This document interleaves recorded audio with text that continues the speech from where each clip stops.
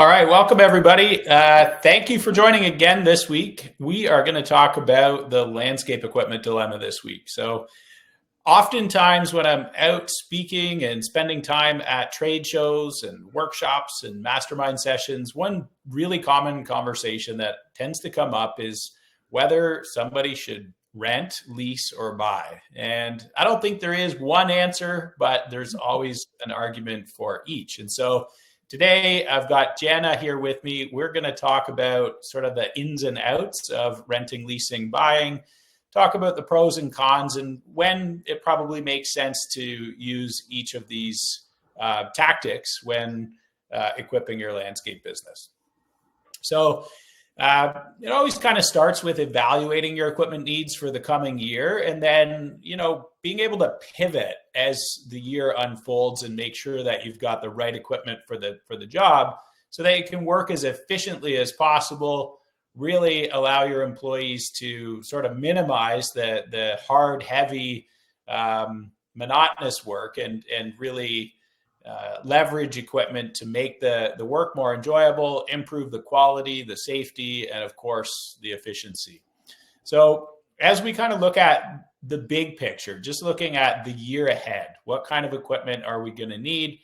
I always say that the budgeting process is a really, really excellent time to deeply reflect on what equipment's needed. And the reason it kind of ties into the budgeting process so nicely is generally you've set a strategy in terms of who your target customers are, what problems you're going to solve for them, how many crews you're going to have as part of your strategic planning sessions. And we typically recommend doing that in, November, December, January at the latest, and then really getting a company budget, division budget, and crew budgets in place to really create the plans for labor and equipment. And so this equipment component is really one of these things that needs to be budgeted. And so when we look at the company equipment needs, the department needs, and the crew needs, we really start to sort of flush out what each crew needs to be most effective at doing the work. And when I say most effective, that's, highest quality, highest level of safety, and the most efficient. And so when we're budgeting the crews, I think it's important to just factor in the right equipment for the job for each crew. Each crew should be able to stand alone and pay for their equipment and still generate a profit in the business. And so I believe that each crew needs dedicated equipment. So if it's an install crew, that means, a mini excavator and a skid steer of some sort, depending on the size of the work they're doing. Obviously, we're going to scale that equipment up or down. I'm a really big believer in track mounted carriers with a dumper. I think those are incredible tools to replace the wheelbarrow in most businesses. Obviously, for maintenance crews, having dedicated covered trailers or box trucks with dedicated equipment with backup small engines, or if you're using battery power, backup equipment. Ultimately, what we're really trying to do is understand what the equipment's going to cost and apply it to the crew budget and make sure that we're pricing the work to recover the cost of having the right equipment for the job. And then, along the way, as the year unfolds, big jobs come your way, new jobs come your way, short-term, long-term contracts, all kinds of things are going to come at you. And then we can make decisions based around new or used, or rentals, or lease versus buy. And those are some of the things we're going to talk about today. Some key considerations when making those decisions, and kind of look at the pros and cons of each and what makes sense in different scenarios. So a couple big things to consider before you even decide to buy is, ultimately, how long is this equipment going to be needed? Is it a seasonal piece of equipment, or is it something that you can use year round? What is the utilization expectation? So how many days of the year is that equipment going to be billed to a job? And so I don't really worry about meter hours. What I really tend to focus on is how many days can we attach that piece of equipment to a customer's estimate and charge them for that equipment when it's out on a job site, and build that into an estimate so that we can recover the cost and make money on equipment. Because I believe that equipment is something that we should be charging our customers for as part of our estimates, and we should be making profit off of that equipment every day that it's out on a customer's job site. So obviously the frequency of use, the availability, we're going to always be looking at picking the right piece of equipment for the job, considering how much time could be saved if we had specialty equipment. In the case of heavy equipment, oftentimes when you're buying skid steers and excavators, you've got an opportunity to put lots of attachments in the lease or the financing. And I think that's a huge opportunity. So we're going to look at different ways of making these purchases and then just kind of considering the pros and cons for each. So I'll let Jana kind of take over here and share some of the advantages of buying equipment and buying it outright. And that could mean with your own cash or with bank loans. And so when we say buying, it's just you actually buying the equipment, using a loan, or potentially even using your own funds. But in any case, this is just full ownership and control of the equipment. Yeah, for sure. For sure. Thanks, Mark. Yeah, I think it's important that you take the time to almost do a mini strategy session on your equipment as part of your budgeting kind of process. And when you have the ability to sit down and almost whiteboard out what's coming up, what you have in your possession already, what your current state is of buy versus lease already, it's almost sitting down with your ops people and your crew to understand what work's coming up and do a little strategy session on it. So take the time to go through that and see what you need. As far as buying equipment goes, lots of advantages. And like Mark said earlier, I don't know if there's really one right answer between them all. It's usually a mix that we see between buying, lease, and rent between all of the companies. For buying, advantages, obviously, full ownership and control. You guys can buy, sell, fix, repair. You can modify it at any time that you need. You don't really have those usage restrictions that might be encumbered by a lease on miles or meter hours. Your long-term savings, obviously, certain times of the market, you have the ability to be able to finance at a 0% or at a lower cost at that point as well too. The liquidity is nice to have that flexibility to be able to kind of disperse at any time that you need. I know, Mark, we've got a couple of good stories about being able to, liquidity at the auctions when we were done with something. And that was always a good kind of aspect of how we approach the buy piece of that for sure.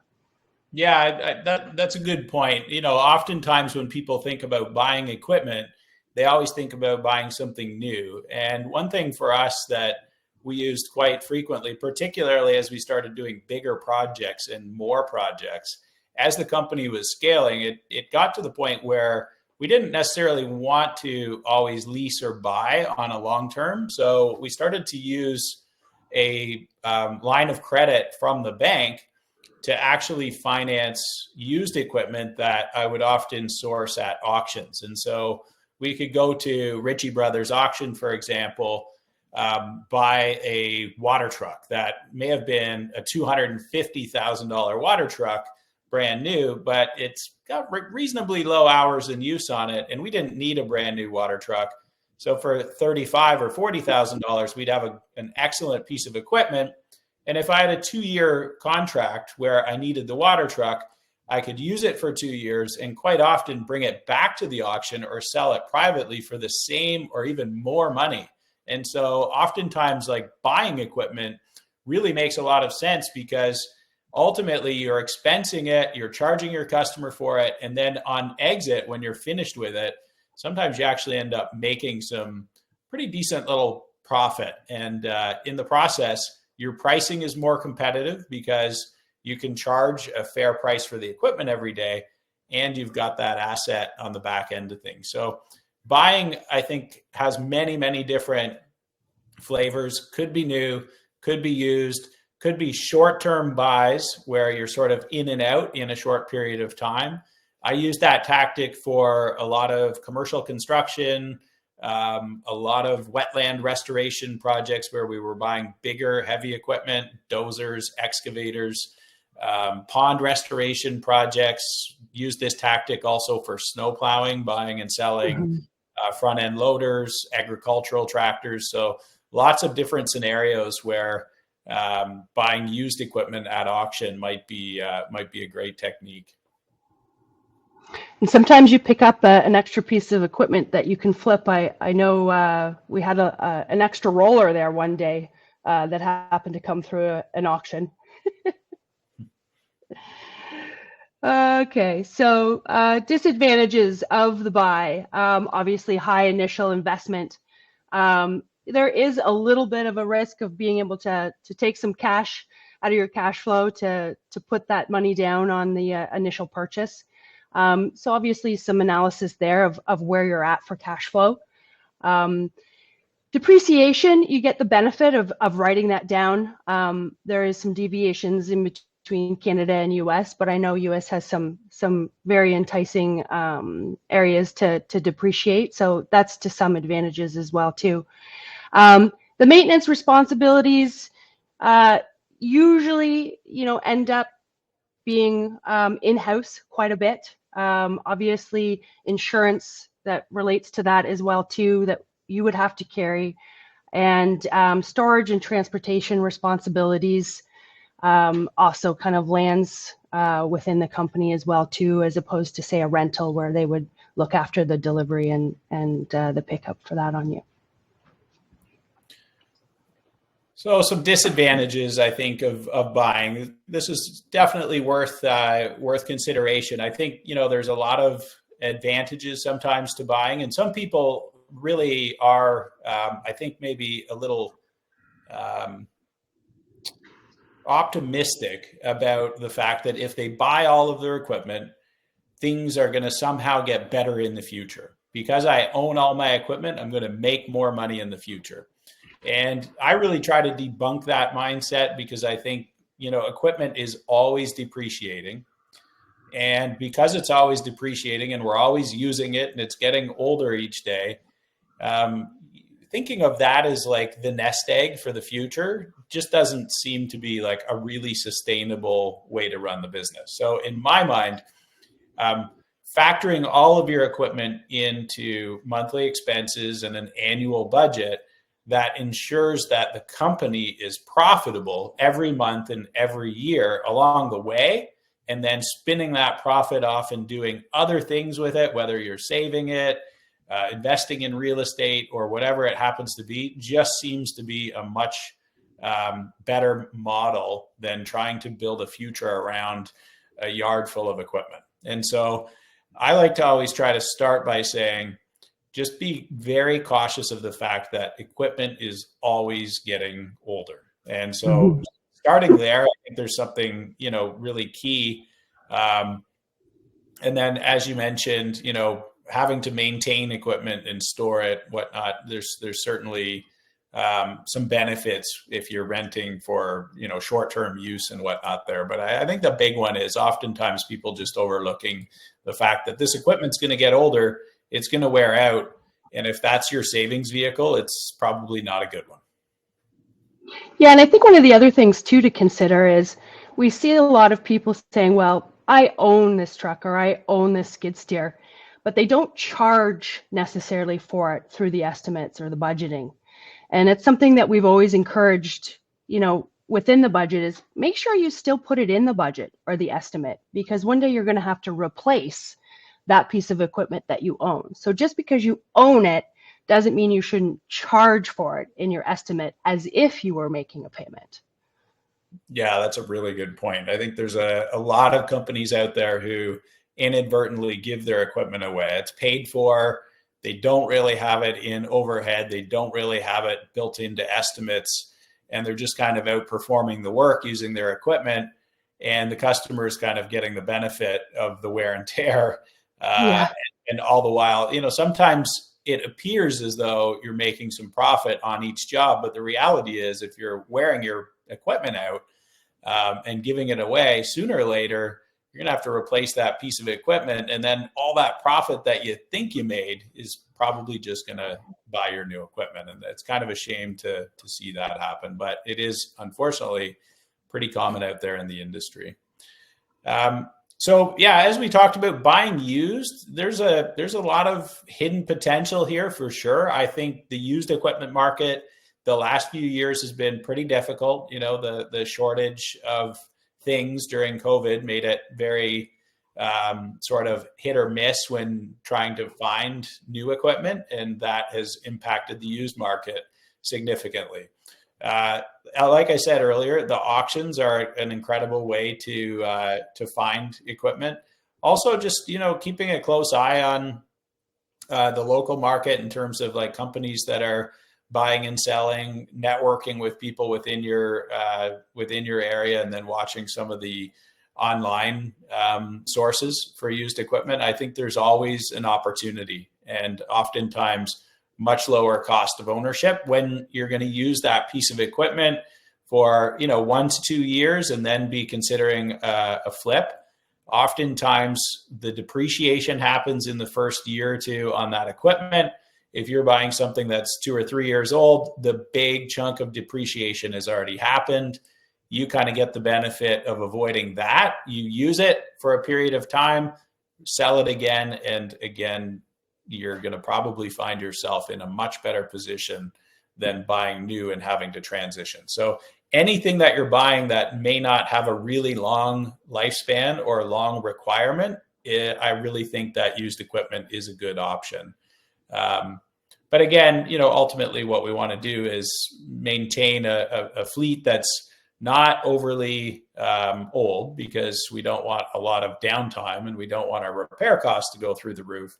So when we are buying used equipment, we really kind of recommend finding equipment with low meter hours and depending on your utilization requirements, something that is going to last you for the lifespan of your needs. So again, ultimately, to wrap up on the owning component, if you're going to own the equipment, you want to make sure that you've got a budget that supports it. You want to make sure that you're investing in ownership for equipment that you're going to need for longer periods of time. If it is short term, consider used equipment. And ultimately, the budget and the strategy dictate what equipment you should probably be buying, because it's equipment that you're going to have and use every day as part of your day-to-day operations for an extended period of time, ideally. So that's kind of a wrap up on the ownership section. And the next section that we thought we'd talk about is leasing. Sometimes people, they really kind of get hung up on the tax advantages of leasing versus owning. And today what I thought is, rather than really comment on tax, because your accountant can give you the rundown on the tax advantage of leasing versus buying. What we're here to kind of talk about is the different scenarios where maybe leasing or owning or buying used or renting makes more sense financially, aside from just the tax calculations. Because I do see that sometimes people start to make a lot of decisions based around tax savings, but I think there's oftentimes a lot of other benefits that can be had by making better decisions on rent, lease, buy. So Jana, why don't you hop in here and explain some of the advantages of leasing and particularly some of the deciding factors that we used when leasing so much of our fleet through Caterpillar and Ford. Yeah, sure. Outside of the kind of standard ones of being able to write down the expenses, like you said, I think the most prominent one was being able just to upgrade to newer technology on a more frequent basis was something that we started to look at a little bit more. Being able to get into a 2-year lease and have the option to upgrade to a newer piece of equipment or a new truck made a huge difference for us getting into those leases. One of the other pieces was warranty availability. As you start to have that mix of lease and owned, you have to start to consider shop, mechanic, repairs, downtime, that type of a thing. And downtime, as we know, is a huge thing. If you have a newer piece of equipment with a nice new lease and you have the ability to be very reliable, your downtime is so much less. And that's a huge consideration in your productivity. So you combine that with having a new technology and less downtime, and it makes a huge difference. Yeah, it absolutely does. And I mean, obviously, downtime is the biggest advantage when looking at maintaining a really new fleet.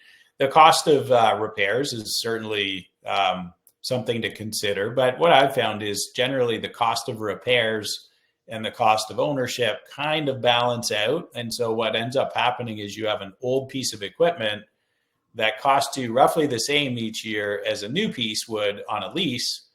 But the big benefit being with the lease, you've got very little downtime, much better company image, much happier employees. Generally speaking, higher morale. The employees feel like you're really investing in the company. They get to sit in a nice machine with air conditioning or heat that works. Everybody takes pride in having newer equipment that has the latest and greatest technology and features. And so I think one of the biggest differentiators is just that uptime and more efficient operation.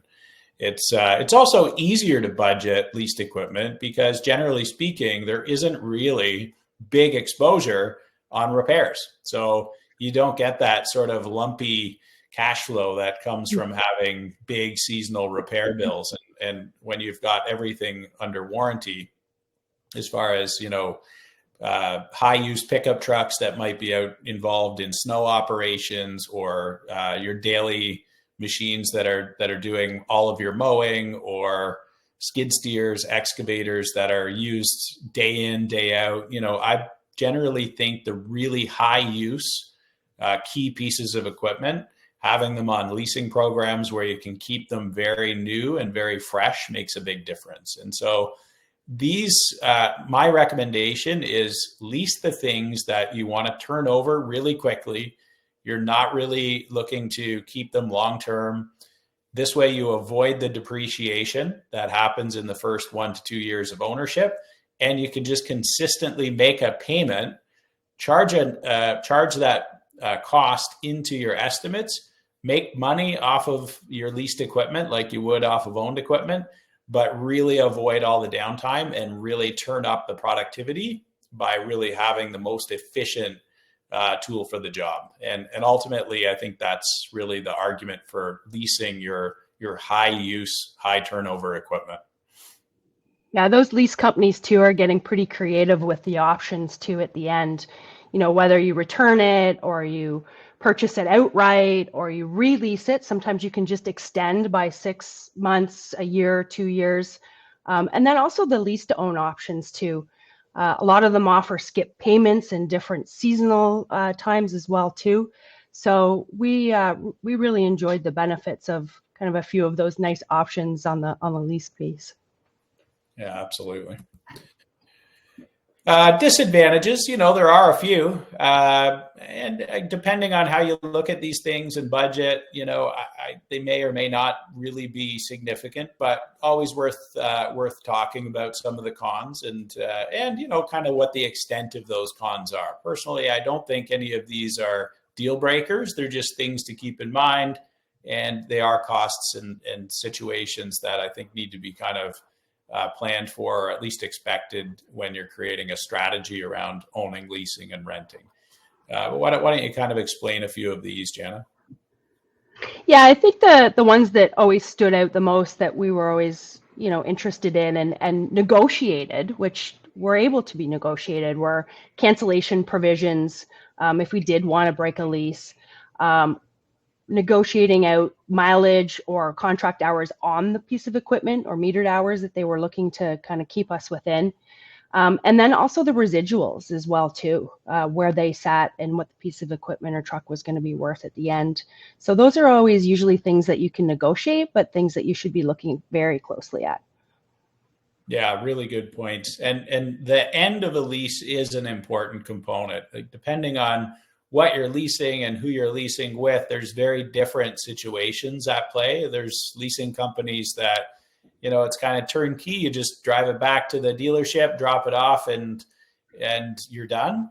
And then there's other, private leasing that you can do through banks and leasing companies where it's almost a form of ownership, in the sense that you pay the lease payments, and at the end of the term, you get the value of the equipment, which means that piece of equipment could go to an auction or be sold privately, and you actually take part in the upside. And so there are very different ways of structuring leases. And we definitely found, particularly with our pickup trucks, because we had a large fleet of trucks that were used year round as part of our winter operation.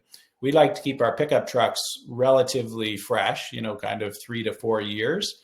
But because we were buying fleet pricing and getting a lot of the discounts, thanks to the trade association, when we were selling the leased truck at the end of the term, oftentimes we'd make $5,000 to $7,000 on that truck after making 36 to 48 lease payments. So lots of different ways to structure leases, and it's not all leases are equal. So I really like that you explained that the way that you actually assess the lease, and really looking at the various sort of components of a lease and negotiating on each. There's a lot of potential money to be captured there in the leasing process. Yeah, absolutely. Yeah, let's have a look at renting. Yeah. So again, just to circle back on leasing though here. So when leasing, when it applies best, in my opinion, this is a great tactic when it's high use, everyday equipment where you want to turn it over quickly, keep it really fresh to avoid your downtime. It provides a really stable budgeting component, so that you kind of know what the expense is going to be before the year starts on that high use equipment.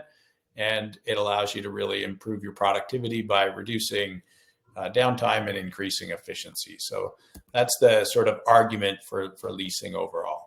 Renting, renting, it has its place as well. Sometimes I hear people come into some of our mastermind events and say things like, well, I never rent, I just buy everything. And that's great. And I think I've maybe made that mistake myself over the years.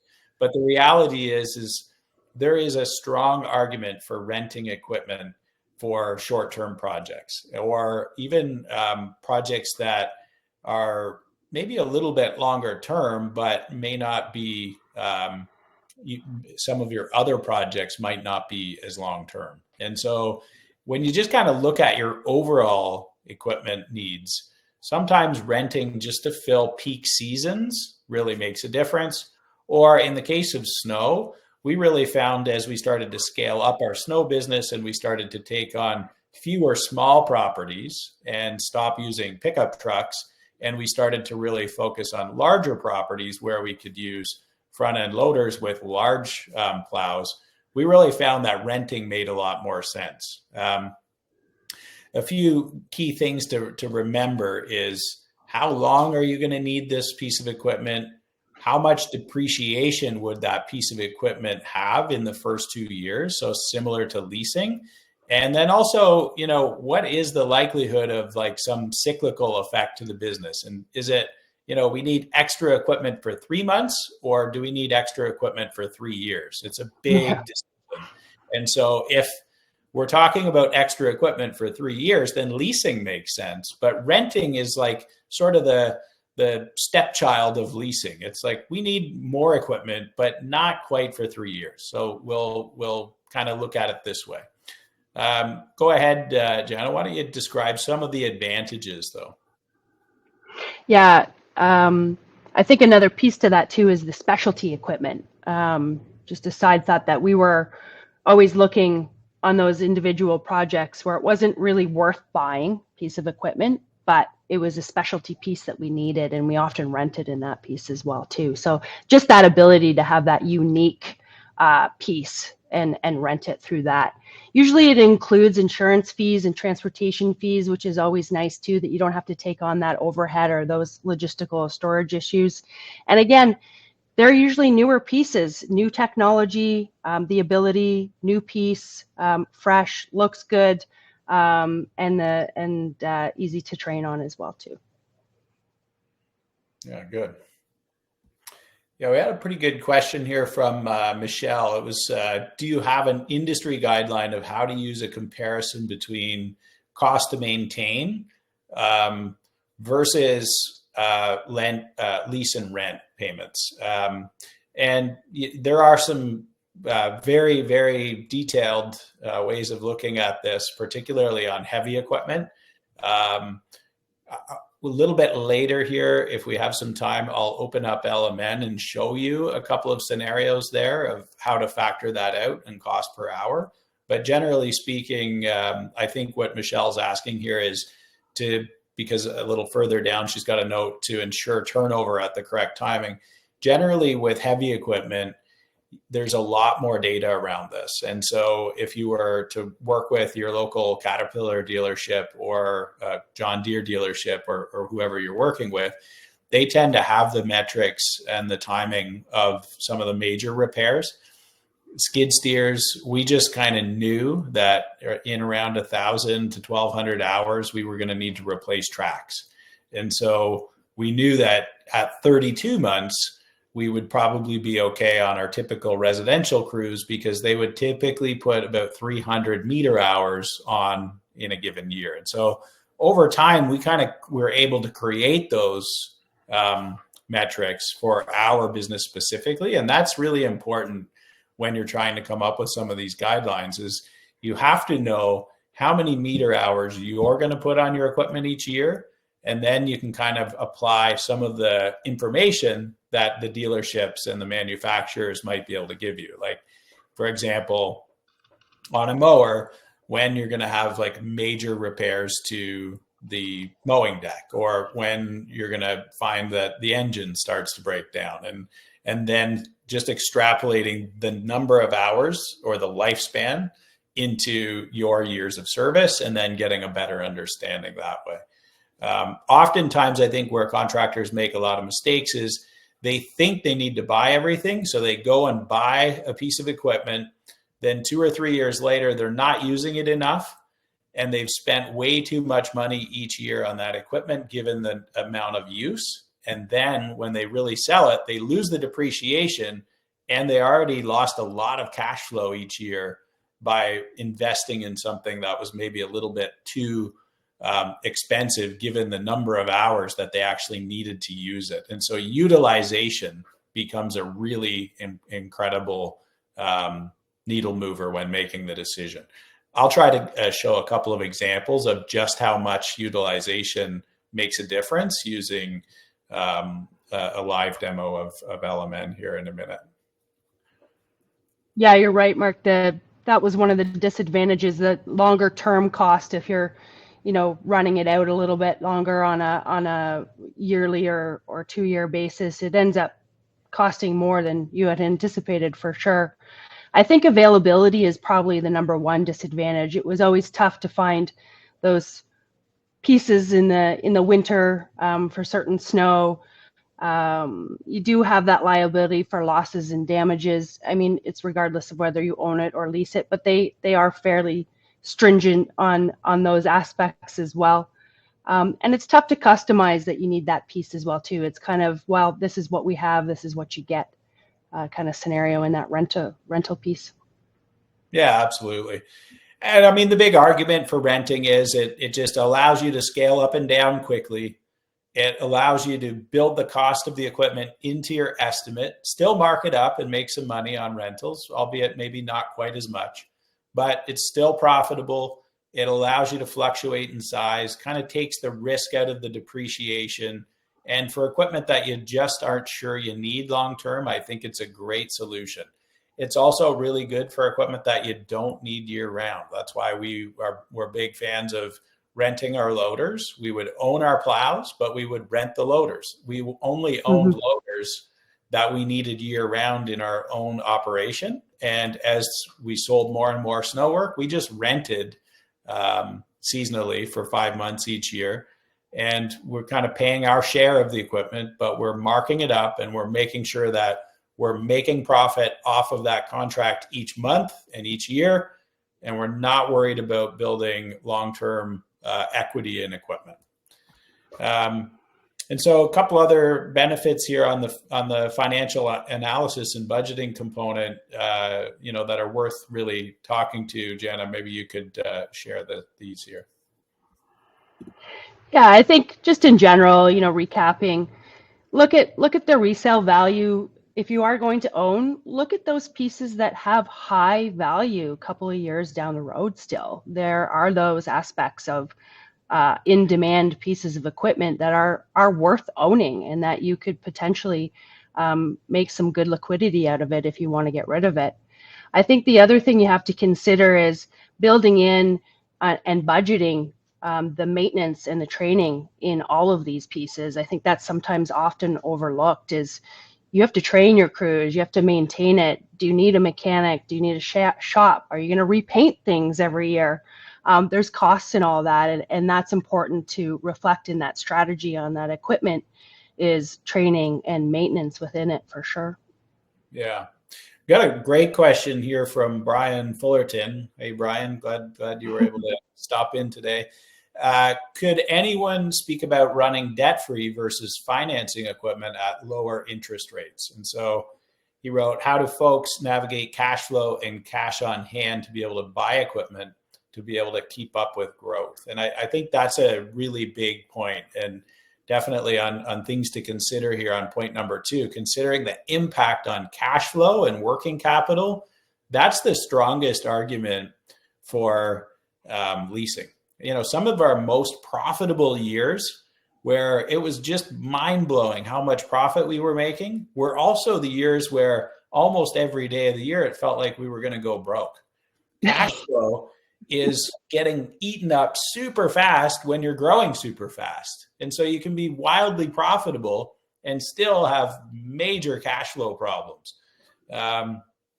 Growing a top 100 company in 15 years, you can imagine, we had cash flow problems for 15 years. It just never went away because when you're growing fast, you're consuming yesterday's profit with today's working capital. We have to pay our staff. We have to buy equipment. We got to put fuel in the trucks. We've got small tools. We've got maintenance. We're moving into bigger shops. We've got training costs and technology investments. And so there's just so many things happening. We're consuming our cash in many areas. And so I really, truly believe that leasing and using financing on equipment is a good way to conserve your cash flow and use it to run more efficiently day to day and make better buying decisions and business decisions that allow you to operate more efficiently. And then just make your payments. Sure, you're going to pay some interest, but interest is tax deductible. We all know that. And so ultimately, we're leveraging in a safe place in equipment, something that's making money, and we're leveraging other people's money to generate more profit and more growth in the business. And so for me, I really, truly like to say that financing equipment is a budgeting item. It shouldn't be avoided.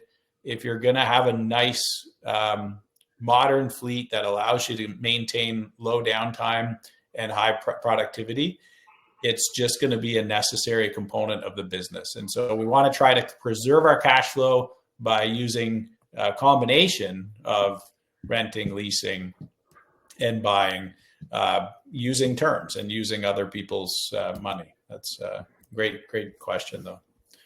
And charge for those pieces that you do own outright. Super important. Yeah, so we have a couple minutes here, and I thought what I'd do is actually just go into a cost calculator and talk about utilization. So I've got two Cat 279 skid steers up here at top. One's owned, one's leased. I wanted to show you this for a few reasons. First off, when you put a machine into LMN to kind of come up with cost per hour and pricing per day, the first thing you do is you kind of click this little calculator and you choose, is it owned or is it financed? Now, owned means we took a bank loan and we bought it, or we took the money out of our bank account and we bought it. Either way, we're owning it. It's ours. We control it. It's our own piece of equipment. Now, the way that we come up with daily pricing is more reliant on the actual utilization of that piece of equipment or the billable hours per year. And so if we're going to work an 8-hour day and the machine cost is $85,000, and we put $3,000 down and the financing's 5.9%, we're going to finance it over 36 months with a residual value of $40,000. This would be a lease scenario. The annual maintenance is $1,500. Insurance is $300. We've got some fuel. Ultimately, this machine is going to cost us $234 a day. It's cheaper than a rental to own it. We know that. It's always going to be cheaper to own it. But if we only need the machine for a short period of time, then we're better to pay the rental. But what I really want to kind of talk about is, if you're not going to get this machine out on a job site and at least bill for the sitting hours, and I don't mean meter hours. When I say billable hours, that's sitting hours, which means in this case, 8 hours a day, 100 days a year, 800 sitting hours. So when I'm estimating, I've got my machines built in per day or per hour. And that's for it to be on the job site. So if we're going to go do a 2-week job with a design build crew, that customer is going to pay for the skid steer and excavator for 10 days, whether it runs for a half hour a day, it doesn't start at all, or it works all day. The equipment goes with the crew.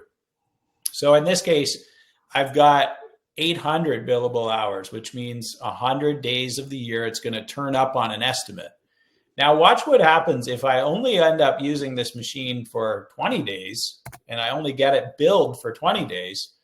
The machine, the daily cost of that machine goes through the roof, right? And we can't, or sorry, 2 days, not 20. If it were 20 days, the daily cost shoots up to $819. So clearly, if I'm only going to use a machine 20 days a year, I might as well just rent, because it's going to be half this price. But and so the utilization is the deciding factor on whether I actually move from a rental to a lease or to an owned option. And so, you know, generally speaking, what I've noticed is somewhere in the 30-day to 40-day, if you look at 300 hours, 310-hour days, still $559.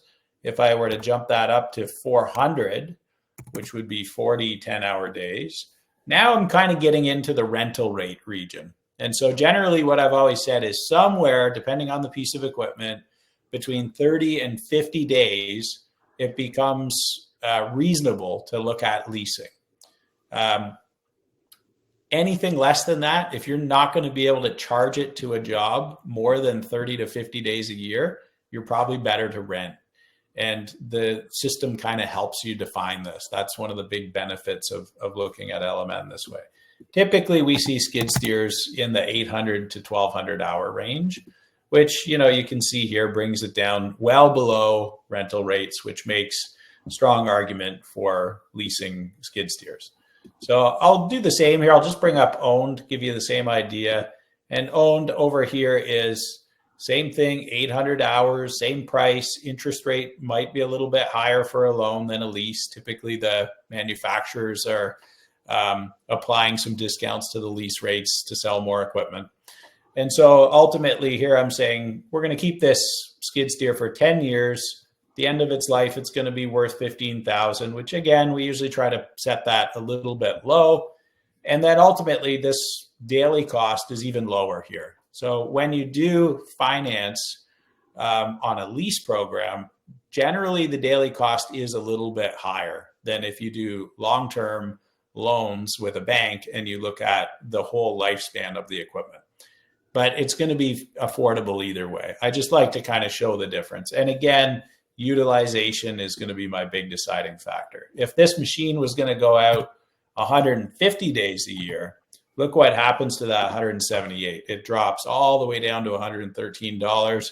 And so for the way that I like to estimate, I put a skid steer and an excavator with every design build crew every day of the year. I just, whether they start it up or not, it's going to sit with them. And that's why I typically set my utilization in around 1,500 hours.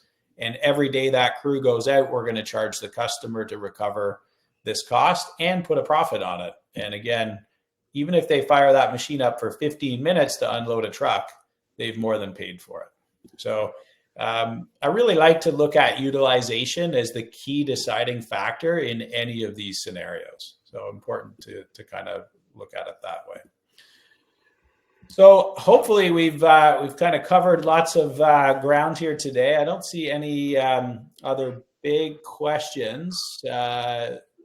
If there is any, we'll cover them now. But yeah, next week we're going to be back at it here again. So hopefully you'll join us for some more of these conversations each week. And obviously we've got these on the podcast channel and YouTube if you ever want to watch a replay or just search a topic that might pop into your mind, whether it's crew budgets or bonuses or sales tactics. There's lots of these that have been recorded in the past. So thanks again for joining this week, and have a great afternoon and great week.